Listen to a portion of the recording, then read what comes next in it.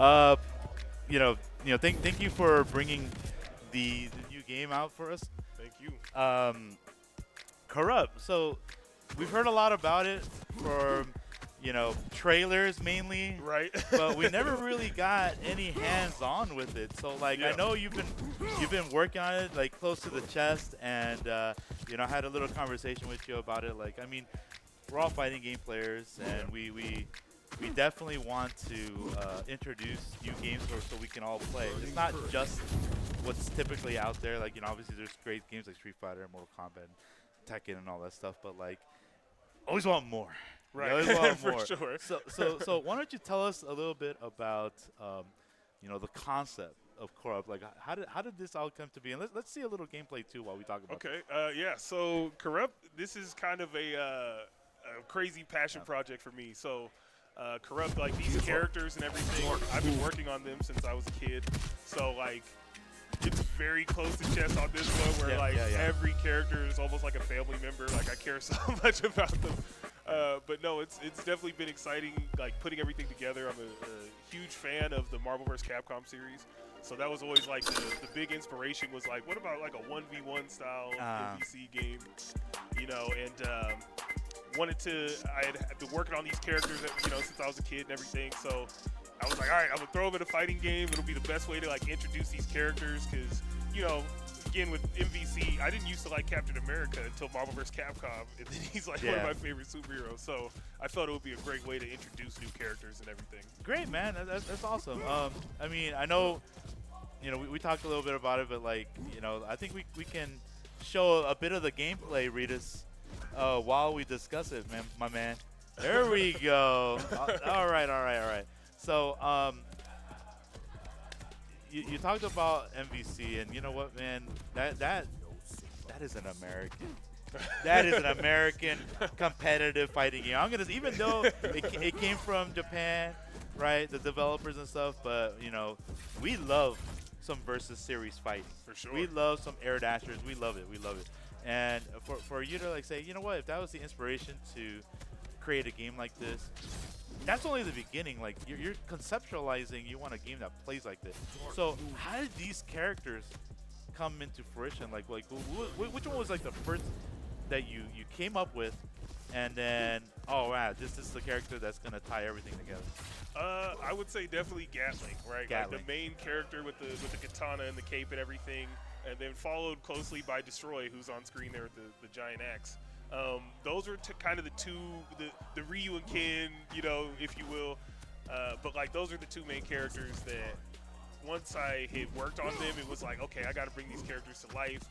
And in a fighting game, it'll be so dope to be able to show them, like really, really duking it out, because they have a lot of beef, right? In the story, like those are the two that have so much, like rivalries and things between them. So felt like in a fighting game, it'd be dope to show that off. Yeah, so for those that are like curious in game development and like storytelling, did you have like the story already mapped out in your head too, or you were just like conceptualizing how the fighting game portion of it worked?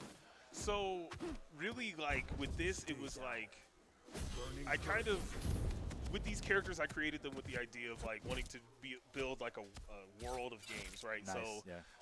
multiple fighting games, action games, things like that. But like with the fighting game, it was like, okay, I'm a huge fan of the Versus series and like Hyper Fighter type games. So it was, how can I like show who that character is and like show how cool they are with just a move set? And I felt like, especially when you look at the Versus series, there's so many different archetypes, so many different play styles. It'd be really cool to introduce a character with just like moves and everything, So then the ultimate hope was, then now you have like, we've created these iconic moves or these things people remember those characters for. So should they be in anything else, or when we go into sequels or things like that, should we be fortunate to get that kind of pickup? You'll see those moves, and those will be like eventually maybe a Hadoken, right? It'll be as heavy as that. That's pretty cool. Like nowadays, just back in the days, fighting games were just made with very minimal story. It was just like, yeah, there's a little bit like, oh, I'm just trying to save my girlfriend that's captured, or oh, you destroyed my town. Right. Right, and then like I'm getting my revenge. Or a giant tournament, and they're all There's a entering, giant tournament, right? Yeah. But it's so complex now, man. Like Yeah. today, you got like multi-universes. Right. You know, you got generations of fighters now. Right. Like, you know what I'm saying? So like multi-dimensions, multiverses. Multi-dimension, multiverses. Exactly. So like, man, it's got to be pretty brutal to like. All right, look. There's a lot of stuff that has been done. What is it going to like? What is it about my game that's going to be unique from theirs? Right. Like, in regards to the direction that you're taking it. Like, can you kind of like let us know a little bit of it? Because I know you don't want to give too much away, but Yeah. just No, so Yeah. that's something definitely with like trying to build a larger story, bigger than just like it's this little tournament or this character hates this character. We do have a comic book series that we're going to release alongside. Oh, the comic, sick. Alongside the game. So. Yeah, it's a pretty big world. All these characters are tied in. The misspelling of corrupt was on purpose because there's these things called power cores and Hyperion cores that are really important in the story. So it's like it's corrupt the people who have that power and stuff like that. So it was, it's telling a story is really like, I guess what makes this a little different is trying to come in with like the comic book angle, trying to have like this larger story going into it. But no, it's that's kind of the interesting thing here is like making a fighting game. There's especially like having conversations with publishers or anything. You know, that's the first question they have is like, oh, why this over Mortal Kombat? Why would someone do that? And really, it's like because fighting game guys and girls want more games. We want new stuff to try, new worlds, new characters to learn about, and everything. And you don't get that conversation when it comes to like first-person shooters, right? There's no shortage on those, right? So it's like just really bringing something fresh, doing something that is like that hyper fighter MVC feel, but with that 1v1, so it's a little bit more personal. Like once you find that character you really click with, the hope is that you'll stick with that character and learn all the different ways to get out of situations with them.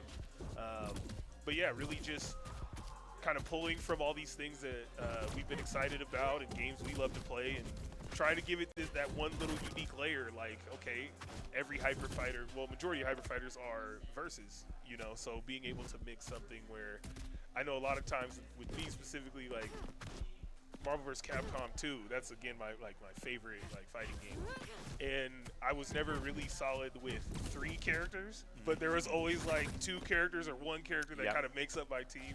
So that was kind of the thought of why, okay, let's do 1v1, try to singularly focus on one character you like, but that character being able to have like potentially 3 different style of archetypes within them.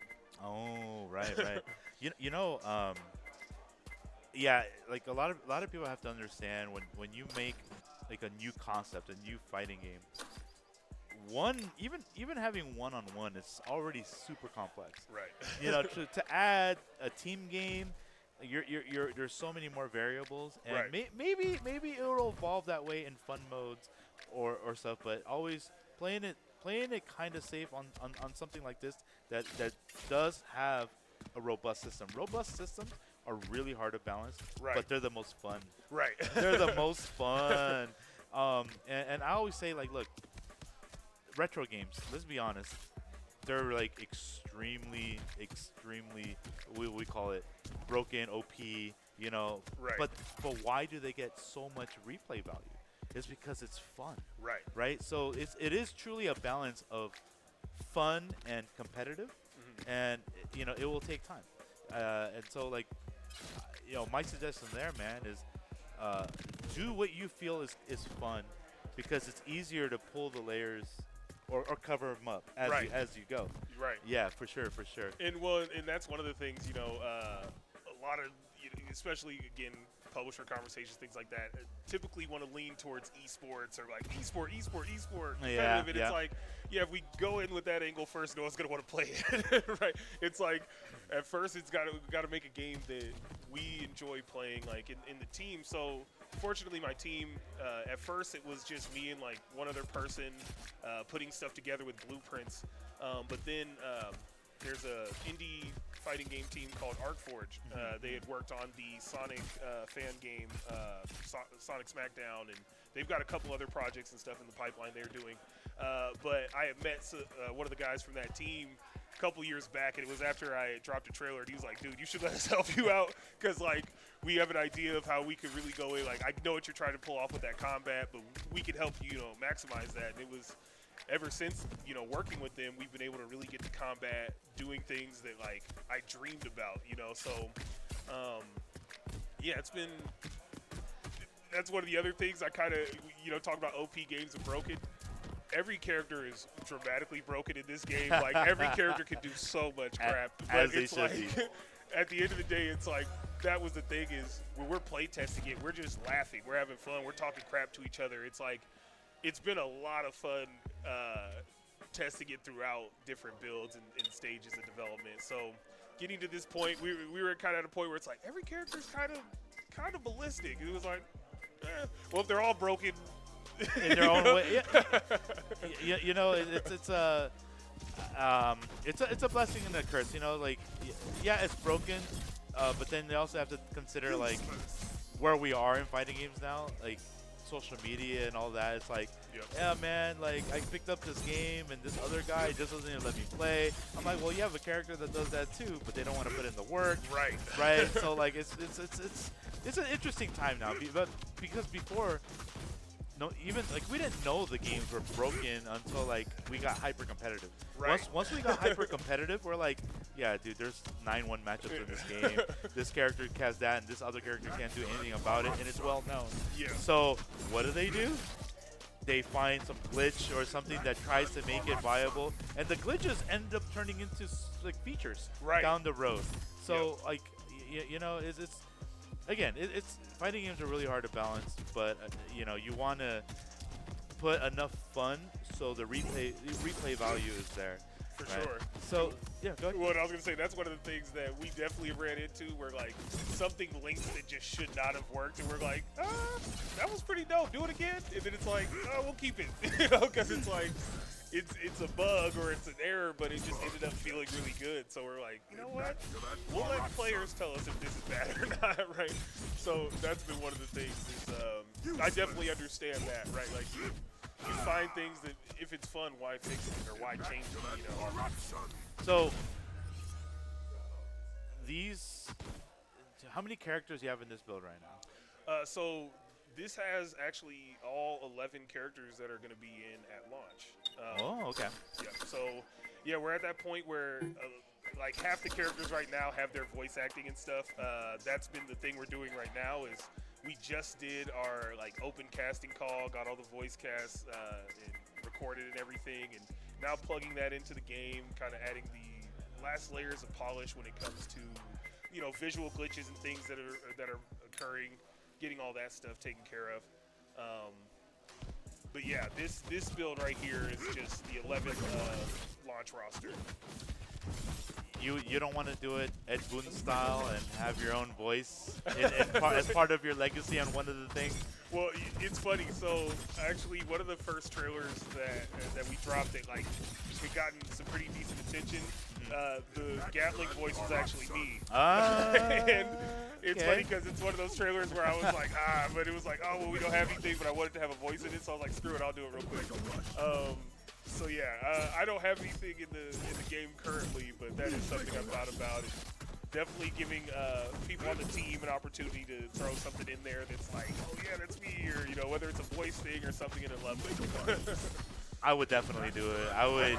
I mean, I voice acted a few things before for like some documentaries and stuff. Nice. And I'm like, why haven't I done this earlier, man? But it's not easy. Like I had a acting coach telling me like all kinds of stuff of how I should approach it, the like feelings, all of this stuff. I'm like, well, I really have to act. Okay. You're right. It's so funny. So when we got into the voice acting, like when we actually got into that process, so we brought in like some casting directors to help, and it was just so cool because like I had never known how deep it was to do the voiceover work. Like, and we had someone in there with all the recording sessions. Like, oh, give me a little more. Could you do this? Could you feel it? It was just so cool. Having to say, like, but at the end of the day. But at the end of the day, right? But at the end of the day, right? You know, like well, I'm like, wow. It's so cool because they'll give notes that I have no idea. They're like, no, give me a little bit more grizzly with this and that, and I'm like, I wouldn't even know what that means. No, and then the actor just kills it. Dude, what they told me before is like, you're reading it, but don't read it. I'm like, I'm looking at him. I'm like, I'm reading it, but don't read it. Oh, what I mean is, don't read it verbatim. Like. Read it like Alex Valle reads it. Wow, I was grabbing my head around like, yo, okay, all right, I got it. I got you. Yeah, see, like that, I got you. Okay. Right. Right. So, okay, so you actually put a little bit of you in the first trailer. That's awesome to know. Yeah. I mean, you know, we also talked a little bit behind the scenes that you know you have a really small team working on this, and like again you're holding this close to the chest. You know, in this day and age where there's a lot of developers working for publishers and stuff, why choose that route? Yeah, so we've actually tried going the publisher route. You know, I've worked with publishers in the past trying to launch this, but you know, really, it's more so a time going through the times of the industry right now with like a lot of all the layoffs and things that have been going on. Fortunately, all the publisher relationships weren't anything like crazy or oh, I hate you. It wasn't anything like that. Most of them were just like, man, you see what's going on right now. We're going to let you go do your thing, you know. And so I have to actually kind of thank some of those publishers for doing that and being like, hey, some things are going a little crazy right now. We're going to let you go do your thing so you don't get mixed up in it. But yeah, so I kind of wanted to go the more traditional kind of publisher route. But it's just, you know, it's hard kind of, again, with the times and getting people on board with like a new IP fighting game and things like that. So really the only way to do that without having like too much input of like, well, this is what you need, this is what you need, was just doing it kind of on our own. So figuring out like, you know, through friends and family, being able to raise funding and getting to the point we're at now. And yeah, just, it's like, if we don't do it, if we don't build it this way, we're not going to make the game we want, right? It's like, and so ultimately that's what I kind of figured out is, okay, going the publisher route, because they're so big, there's so many different things they have to factor in, like, okay, this is what's trading, this is what's that, and it just kind of makes sense where, you know, kind of do something without having to follow, like, the direction of what's right or wrong in the industry, if that makes any sense. It's your baby, man. You know, it's like, you know, I get it. You want the foundation of the game as perfect as can be. And as it gets more polished, it gets you know, it gets to so many hands. Yeah. You know, and then by the time it comes back to you, you're like, I mean, you start questioning things, and it's like you get cold feet. And I'm like, man, you know, wasn't the way I wanted. Right. So I do commend you for, you know, going the you know, small team route and trying it out this way, because now you can actually get even more feedback from players in the competitive world too, like what they would like to see versus like what just sells. Exactly. Right? Sells, like, look, let's be honest, you can make a game look beautiful, but if it's not fun at the end of the day, you ain't gonna sell it, man. Right. You know? Exactly. Yeah. And that's kind of, you know, staying with the small team was always the goal, right? Even when working with publishers, it was like I still want to keep my team really small.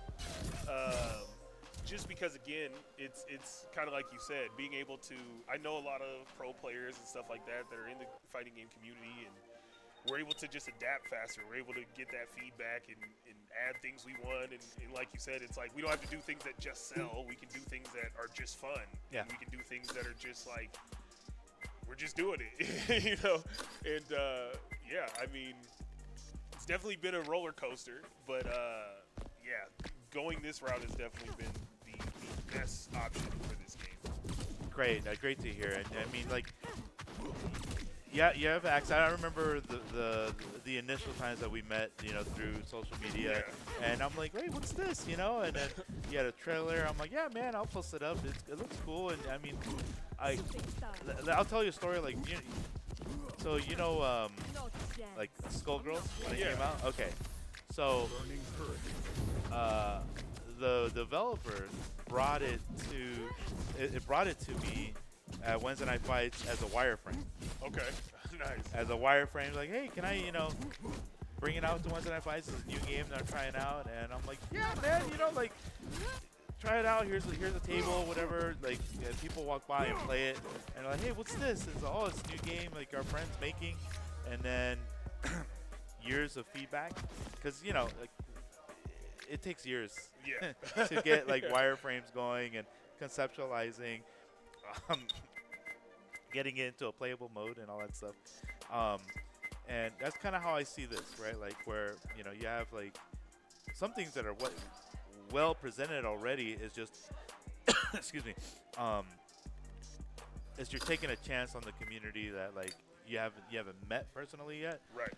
Seeing are we actually about it? Right. That's a healthy thing. Like, guys, if you're a developer out there or somebody that's like, just how do I communicate with the community? Dude, you gotta reach out. Right. You gotta reach out, like my man Jesse did. You gotta have a lot of faith with your game too, and not just like, hey, can you drop it on your stream like right away and stuff. And I mean, he could have done that, but you didn't have to. He just like organically said like, hey, here's a new game you can check out if you like. Yeah, much appreciated, much love, and boom, we went back and forth. Yeah. And here we are. This was, I mean, we've been talking for at least what, a year or so? 2 years? So the development on this started in 2019. Right? So we started in 2019 in Unreal 4, and that's when we had a trailer in 2021 that kind of went crazy. Like I think it got over 1 million views, and it got a lot of attention. Yeah. But what was funny is that was like the vertical, right? That was like, this is what we're striving to make, but people were taking it as like, oh, this thing's coming out. Yeah. So it was like, oh crap, we gotta like make this now, and that's kind of been what's interesting. Why I've kind of kept it close is with the fighting game in this community, you want to make sure when fighting game players get their hands on the controllers, it's something they can actually like dive into.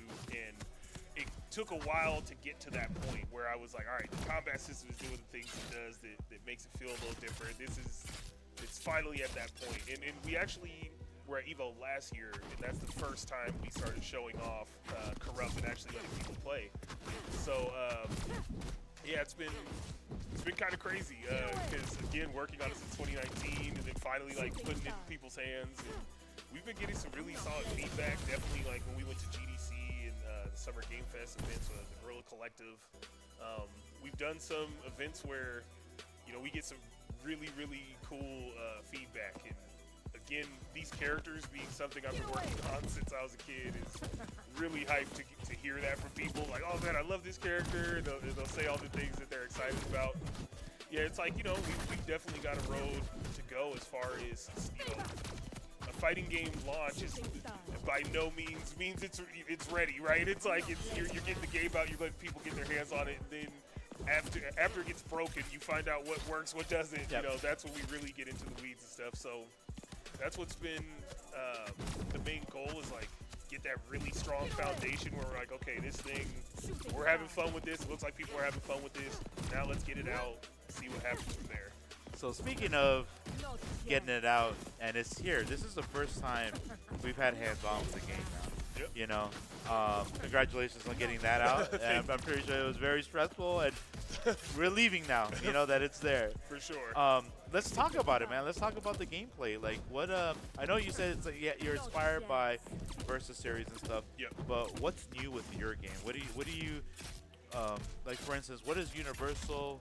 What's cool? Like, what's gonna get people like to try it out? So the biggest thing that I feel like kind of makes it different was the movement, right? The movement. I like super hype moments, right? Yes, So yes. like the main goal, like when it was first like, okay, we're putting the design doc together, like how I want to do this, was like a hack and slash fighting game, right? So how you build your combos should feel more akin to that of like a Devil May Cry or something. Oh, okay. That was kind of the goal there. Like, I want this to just be the craziest. Speaking of Devil May Cry, I mean, we got Dante in the house. Right.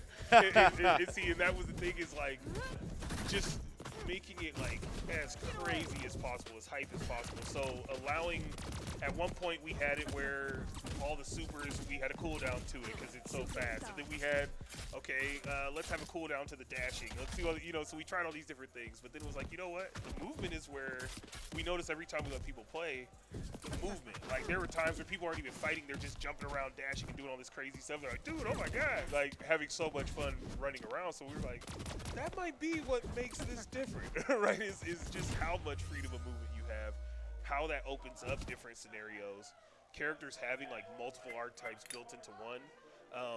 That movement just allows for you to have these crazy moments you wouldn't expect to happen, So giving every character a forward and a back dash on the ground and in the air. We've seen some really cool stuff where someone's about to do something, they dash right out of it, kind of like, it feels like a Dark Souls dash, it's so on point, right? Or a roll. But it's like, it's just made for super hype stuff, and I think that's kind of the angle that makes Coreupt a little different, is that movement just opens up some of the most ballistic stuff. Please put as much movement as possible, because there are many games out there that if you want to play methodically, you can play classic Street Fighter or something, or if you want like obviously the 3D games or whatnot, the movement, I always say, is like it's such a great and fun execution piece that's been missing from a lot of fighting games, because a lot of fighting games have kind of restricted on movement, because it's just, people tend to feel like, oh, if I don't practice movement, I'm gonna suck. Right. And okay, look, there's some truth to that, right? Like, if you don't practice movement, you're limiting your character's options, right, for sure, what their potential and what have you. But I promise you, if you learn there's certain dashing forward, back, dancing around with your characters, you're gonna figure out stuff that, like, probably you're gonna just sit in training mode longer. You're going to see if other characters have this tool too. Right. Right? And you're just going to open a whole new bag of, like, holy crap. Like, this character has it. Like, if you took the movement away, it's pretty straightforward. I'm just going to jump in. I'm going to jump up. I'm going to jump back. And here are the exact options for these moves. But you have multiple movements. Like, there's a lot of aha movement moments as well. Yeah, and that's kind of the thing, is like, I'm a huge Street Fighter fan as well, so like definitely with Street Fighter 6. But I think ever since Street Fighter 4, a lot of fighting games have kind of aimed to get more footsies based, and like really lock in on that footsies. And it almost feels like they're restricting movement, but what they're just teaching you their mechanics a little bit better. So it's like, well, a little bit different, like where once you learn that movement, like you said, then you start really maximizing your character. Well, we kind of did a little different, where it's like every character has this really crazy movement. So then you start seeing like, oh yeah, so okay, that's so dirty. RPG, she's the zoner. She has a move that the one he did there is a homing attack, so it will follow you for quite a while on the screen. So this is the zoner of the game, kind of. Yeah, these are actually the two kind of zoners. Yeah. RPG, the one that's on the right now, she's probably the more traditional zoner with her kid. But yeah, that was that's the main thing, is just letting the movement, like, we saw people having so much fun with it, and we did have, like I said, a cooldown to the dash at one point, but then it was like, okay, people are having fun just running around doing crazy stuff, and it did lead to where they'll do something, and then they try another character, and they're like, okay, wait, he's doing this, wait, okay, I can dash out of this. So that's kind of what I was hoping for with this is that people just keep saying, "Can they do that? Wait, Yes. will that work? Hold on, Yes. will this work? Wait, hold on, wait." Yeah, for sure, for sure. Like, you know, in fighting games too, the first hardest part is picking your character. Right. And I always tell people, like, look, choose the aesthetics. just go. Just look. If the character looks cool, like, you kind of see. If you're new to fighting games, learn that there's like different archetypes, right? You know, Yep. there's the all-arounder, there's the grappler, right, brawler, and then there's the keep away or the zoner, right? Yep. Look at them. If they have a big build, a skinny build, or like a medium build, all right, that's one thing. The other thing, do they have a gun? Do they have a sword? Right. Right? Do they have magic? You Right. know, like you gotta kind of narrow down what to you feels cool. Get in there, and they might not even play like you would think. You'll be like, wait a minute. There's actually more to this character than just what they have in their hand, you know? Right. They start teleporting everywhere. Like, oh, this character has a teleport? Nah. I've seen a couple characters have teleport in this game. Yeah, so there are 2 characters that have a pretty crazy teleport. Yeah. So, yeah, and that's another thing is like, once you find a character, then trying another character, you'll find what things are similar. Yeah. Like, okay, the movement, these things work. But yeah, it's funny. It almost makes you think, okay, every character probably has a similar, and then you start getting into it, like, oh crap, this one's dramatically different. So it's a little different from how, again, like when you really focus on footsies and kind of restricting movement to learn the systems, we kind of like go crazy with movement, and then you'll start discovering the systems within that.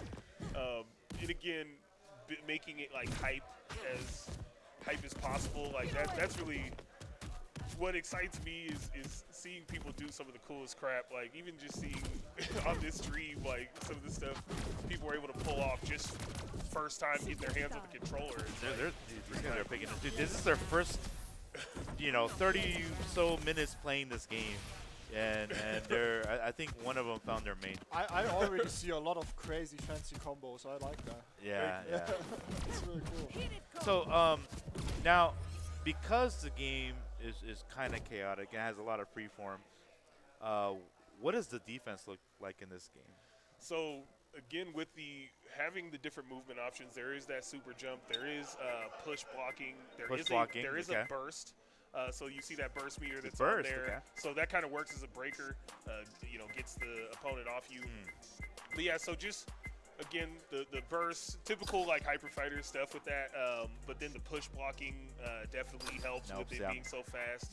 And then the movement options, right, are again, that kind of doubles as an offense, but then is just having that much movement does add a lot for defense. Because I've seen where it's funny, at first, older builds we had at Coreupt, you would see people fight for a little bit, but then they would just run away from you. And I noticed like they would take a zoning character and just run, especially for, like this character Beretta. She doesn't have many ranged attacks, but we did just add some stuff to give her some balance. But it was funny, people would just run and try to get timeouts by dashing away from each other, and I was like, okay, hold on. Yeah, no, that's definitely a strategy. I mean, that's classic zoner style. Once they get the lead, they don't take any more risks anymore. Right. Or like, if they're playing Guile, of course, they're not gonna jump in once they're in the lead. Right. So, but movement is definitely a key fundamental option here. It's like you got to get away from the threat. Right. Okay. Marvel, that was one of the key things. Like you had to be good at like crouch dashing. Yep. Right.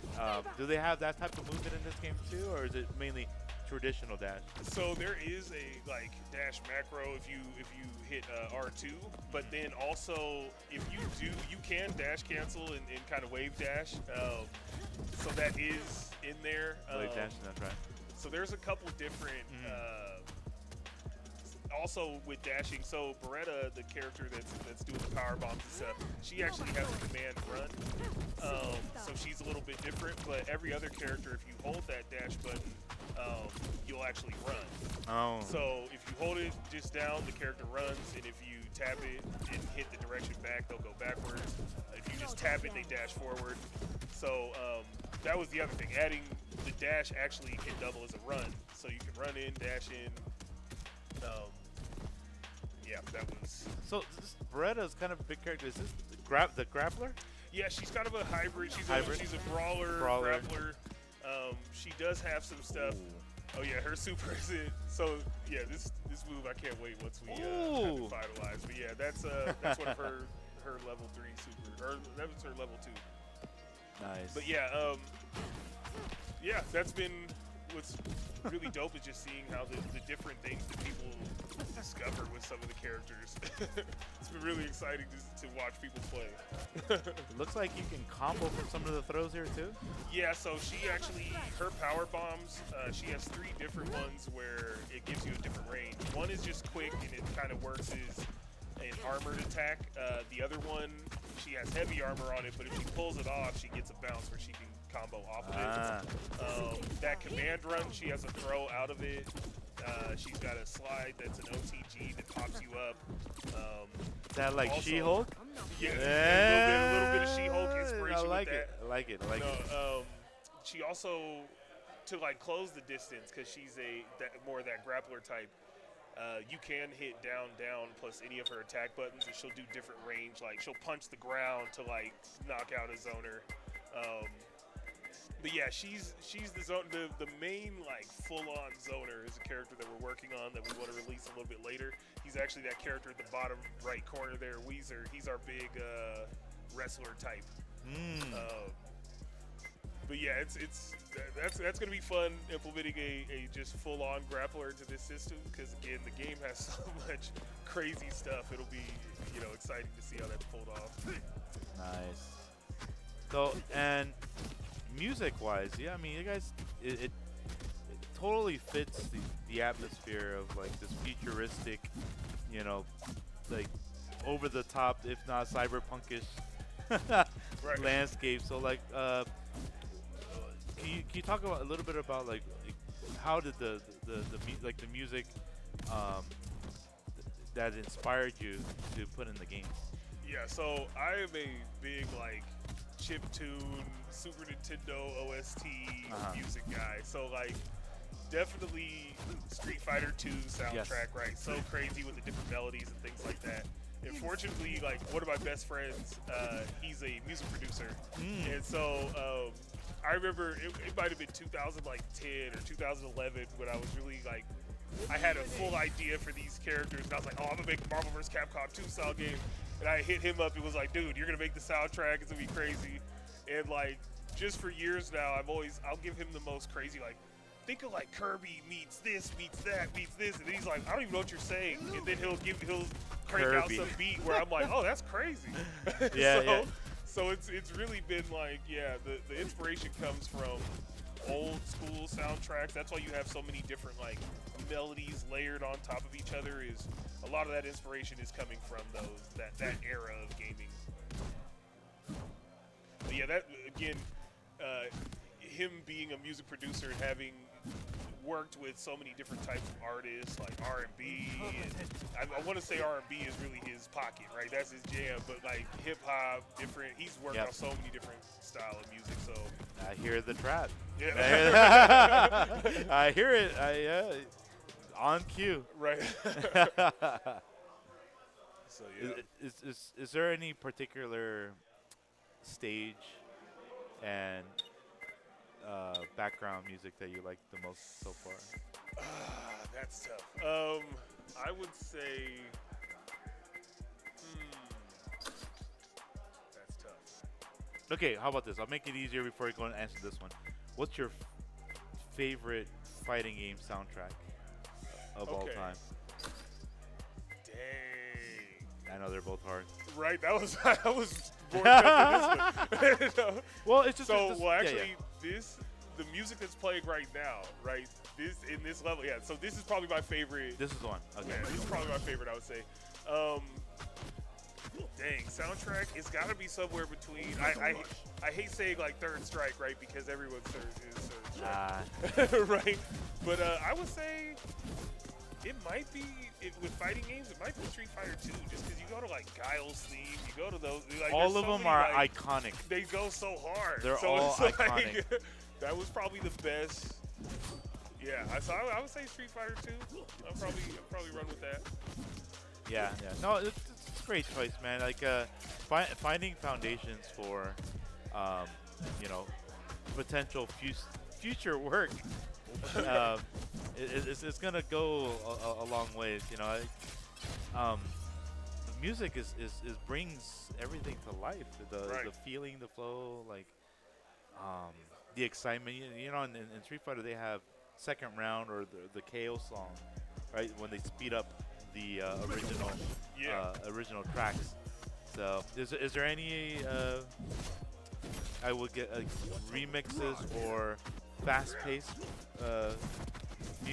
OST? Yeah, so stuff that's going to be in it, we definitely are messing around with a lot of like B&B and some drum and bass type stuff. And we actually have a new trailer that's going to be coming out here this weekend that has a beat. I'm pretty excited about it because it's got some B&B in it. But no, that's been the thing is we do have some that's faster paced, but always stuff that has like a cool kind of like vibe to it, right? Because again, having a combat system where we want people to sit in and kind of just keep trying stuff out. So I gotta have a beat you can rock your head to when you're playing. Yes, yeah, no, you do, man. Like, what kept me going back in the classic Street Fighter 2 days? Ken stage, bro. Man, Ken stage, you know, for sure, dude. Yeah. So, what are your plans with the game over at this weekend at Evo? Oh, so we'll actually be on the floor. We're there all 3 days, so we're there Friday, Saturday, and Sunday. We've got a booth, so definitely, if you're in town, pull up.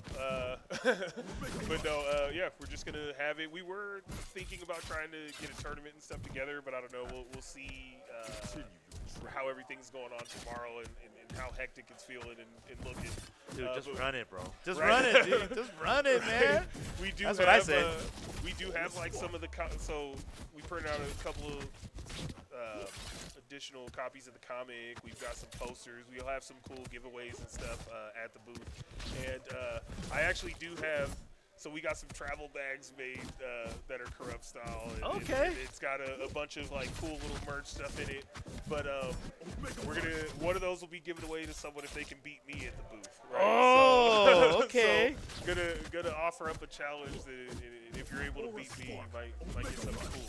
I'm gonna try that. I want the bag. Oh, Ritas always wants the bag. Ritas wants the bag. Yeah, it's a cool bag. All right, so guys, you heard it here.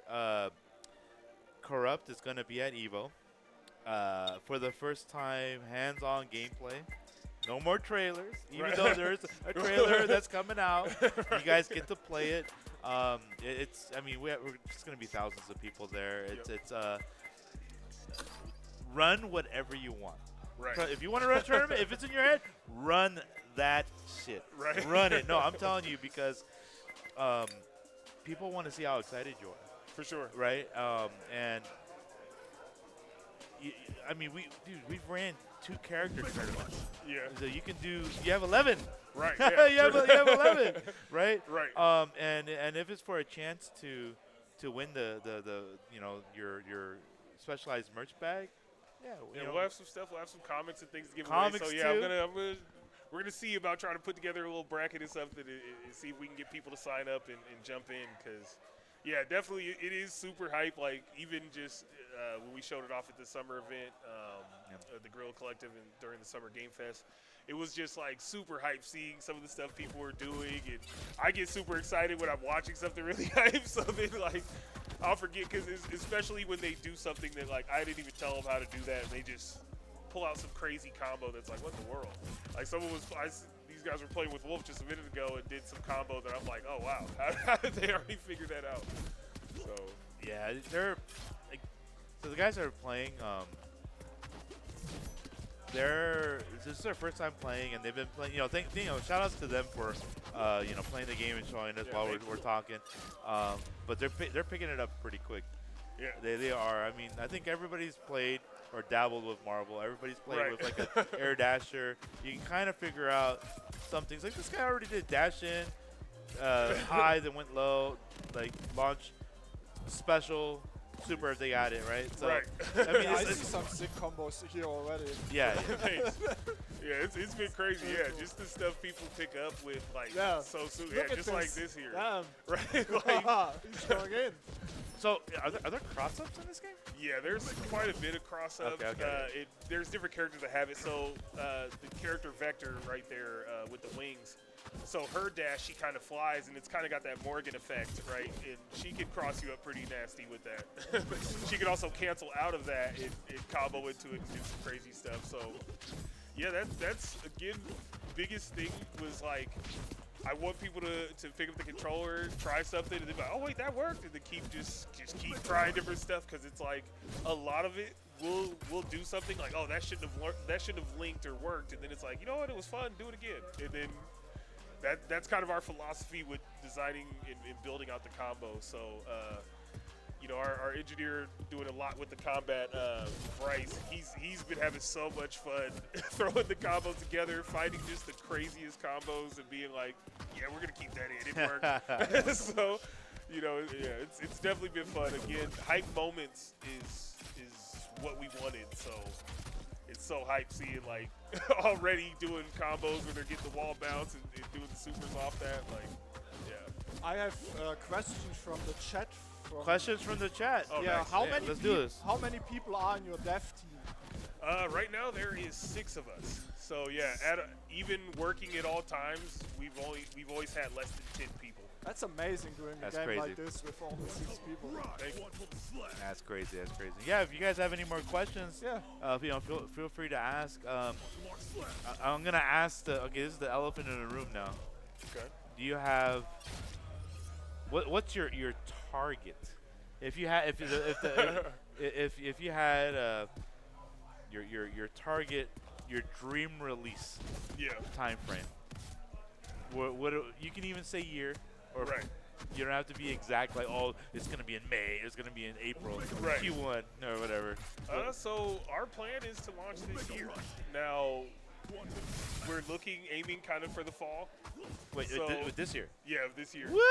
Yeah, so that's why Oh, let's we've go. kind of Let's been quiet. go. Oh. That's why we've kind of been quiet and just hard at work, and that's why the build does have already 11 of the launch characters in it. It's been getting that roster, filling out the moves, getting everything feeling right. But then now we're talking to the platforms, and we already have everything set up with platforms to get the game on Xbox, PlayStation, and Steam. We already have rollback and crossplay functionality and everything working. We've actually already done QA testing on our rollback, so we've actually had rollback tested like globally, but we still got to try it once. Of course, we want to do an open demo, but yeah, it's the plan. I would say window-wise, is, early fall this year. So the game has cross-play between all platforms. Yeah, so that is that's yeah. So cool. it already has that functionality built into it, and again, the rollback has been really awesome ever since the Cannon Brothers opened up rollback to developers. That's been so cool and instrumental just for so many indies. But yeah, already have that stuff working. Already got it kind of battle tested. Again, having Artforged, a team that has experience releasing a game with rollback, even it being a fan game, they still had hundreds of thousands of people playing that Sonic game, and that experience is definitely instrumental to where we're at now. Just being able to get the game to like, okay, when people play it, they're like, this is pretty far, right? Yeah. So it's exciting, and again, I got to give credit to them on that, where they were able to help me get so many of the things that were just ideas really cemented into the gameplay and working. So Yeah, you answered a lot of my follow-up questions with the rollback and the crossplay. Okay. I mean, that's the esports talking, Right. Right. So, all right. Here's the other esports question then, I guess. Spectator mode. Oh, when yeah. you have your lobby system. Yeah. So we will have a lobby system built in at launch. There will be right now with the ranked mode and stuff. We're experimenting with some stuff on that, but it'll have again a lobby system and stuff for spectating. We were working on some stuff to try to do like a tournament mode or try to make stuff a little bit easier for tournaments. So don't know if that'll be something that'll make it out to launch, but. Yeah, wanting to make it is easy to play the game anywhere you want and you know do tournaments or whatever you want. So Yeah. Spectator would be nice in a lobby. Even like minimal functionality just out the gates, because like the more that you can share your experience, like streaming is huge now. yeah, The more people that can get interested with it, indie games like. They do have the reputation of like having a niche between a niche right, audience, right? right, But part of spreading the word is showing off your game, and showing off the game. We're at the like I said, streaming age. People record their footage. right. They can upload it. Hope that your best marketing is your fans. Right. It's absolutely that, and the more that they like your game, they will not stop talking about it for you. Right. And that's the hope. That's one of the things I've been driving myself crazy with, is like marketing. Like, okay, doing it doing it with a small team. Got to be honest with what we know and what our strengths are. And it's like marketing. I'm just not a marketing guy. So it's like, what's been exciting is people getting their hands on the controller, giving good feedback, and then I'm like, okay, now what do I do? Right. So the hope is being able to get us a community behind it, and then the team, we want to be able to support the game, and should we be able to get a nice competitive scene or built around it, or a community around it, definitely that is one of the benefits. Is fortunately this isn't something that's been some crazy financial sink and all this stuff, right? So being able to get a decent community behind it, we definitely want to make sure we're putting money into that. So being in kind of having a lot of friends that are in the FGC, knowing a lot of the gripes of tournaments and like things like that, I'm like, well, hopefully if Coreupt gets some pickup, we hope to try to do some things that can alleviate that, but we'll have to see. Yeah, no, man. Try like as many events as you can go to. Yep. As many hands as you can get it to. You don't have to be a hyper competitive player. It's just something for people can do in their leisure time, casuals. Like there's a lot of casual non-tournament events out there that would love to try new games. I'm trying to research those communities, and see what they're about. And you never know. You never know, man. Like we started from the arcade and we saw these games before they blew up. Right. Right. Remember that? We saw them. We were like, oh, what is this game? What is that game? Let's try it out. And it just starts with 2 people. Right. And then from there it just spawned into like a group, and it exploded. And something like this, I know you put a tremendous amount of effort. You're doing the necessary steps. You're contacting the community, going to Evo. You're displaying it here. Right. Keep this up, my man, Jesse. You're doing it right, my man. And I hope for when the trailer comes and your next build comes. Oh, here's the question I wanted to say too. Okay. So you said game you're aiming for this year. Will we have a beta with the 11? Yeah, so definitely want to open up a beta demo just to make sure we test the crossplay, we test that network and everything. So yeah, we definitely are going to do a demo before our launch. We wanted to get the demo out earlier, but that's been the thing, is like, let's just make sure it's right. Let's make sure.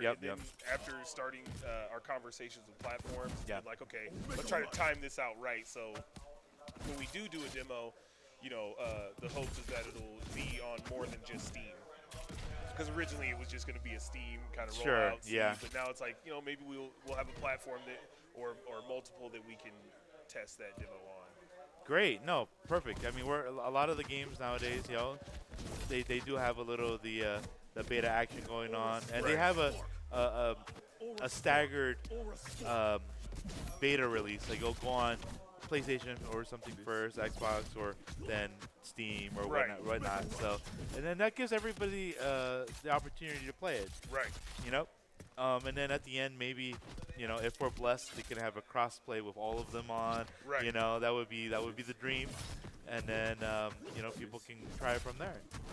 Yeah, and I think that's the goal, is to see just if we can get all the platforms lined up for Yep. to check full crossplay functionality. But yeah, we'll have to see how that goes. So yeah, just as long if you're excited about the game, just stay tuned, and hopefully we'll have some info on that. Yeah, for sure. Anything else you would want to bring up, like about Corrupt, its future, where it's heading, or you know? Just excited to be here. Appreciate this Yeah. opportunity to be able to showcase the game to the FGC, and yeah, no, nothing more I can think of. I mean, just excited. It's been a small team that's been working Yeah. hard on this for a while, so shout out to the team. Shout out to ArtForge, Wayne Robinson. That's my business partner. He's the one who's done all the amazing illustration work. That's helped us get the characters looking so cool and everything, and that's been like the main creative partner, helping me really build out the world of Corrupt. So yeah, so shout out to my team and thank them, and that's really all I got. No, man, dude, it's great to put a face to the game. Usually you've been behind the scenes about it. You've been dropping your viral trailer in the background, some screenshots. But now we have we have the man, the myth, the legend behind Corrupt, and we are looking forward to seeing what's next with Corrupt. Thank you. Looking forward to the successes at Evo, all the feedback. So make sure, guys, if you're at Evo, if you're watching this, check them out. We're here at the Hawaii. We're at the Hawaii Suite playing it privately, but it'll be available for walking attendants and spectators and players, what have you, at Evo. So, Jesse, thank you so much, my man. Thank you. Yeah. Oh, and then I'm gonna give a shout out too for our players, Andy and Alex. Thank you guys so much for thank y'all. playing. You guys have been awesome, man. Thank you guys so much. Ritas, any last words about the game? You good? I'm coming for beating you for the Oh, bag. yeah. He's coming for beating him in the bag. All right. I try at all least. all challenges accepted. I like it, man. All right, we're gonna switch gears. We're gonna have the other indie showcase with Diesel Legacy. So we're gonna pass it back to the gameplay, and then we're gonna go to the next game. Thank you, Ritas. We'll see you in a bit. Thank you.